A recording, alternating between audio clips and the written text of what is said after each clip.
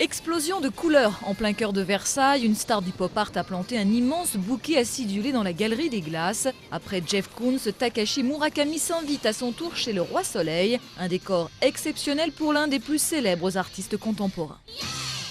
Versailles mérite le meilleur et le plus grand. Versailles est un lieu qui est fait pour l'excellence, Versailles est un lieu qui est fait pour l'émerveillement, Versailles est un lieu qui est fait pour la joie et je crois que Murakami rencontre et suscite tous ces sentiments.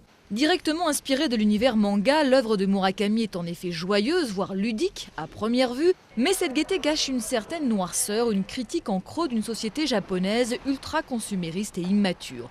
Les sourires se font parfois carnassiers et des têtes de mort surgissent de ci de là.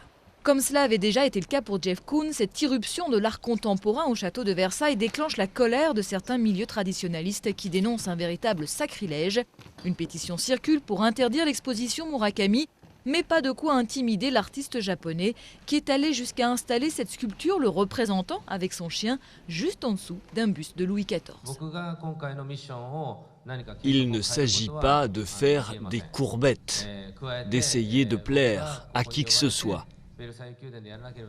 Il s'agit ici de faire un travail de confrontation entre l'ancien et le nouveau. C'est là-dessus que j'entends me concentrer jusqu'à la fin de ce projet. Pas de courbettes, mais pas de provocation non plus. Misko fait certes souffler un petit vent sexy dans les appartements royaux, mais ne cherchez pas les œuvres franchement érotiques de Murakami. Le public très familial de Versailles oblige à une certaine autocensure. Il n'y a pas la volonté de choquer pour choquer, donc évidemment, l'artiste lui-même, sans qu'on lui dise rien, a souhaité ne pas présenter des œuvres tant pour le jeune public que pour un public qui serait moins sensible à ce type de production.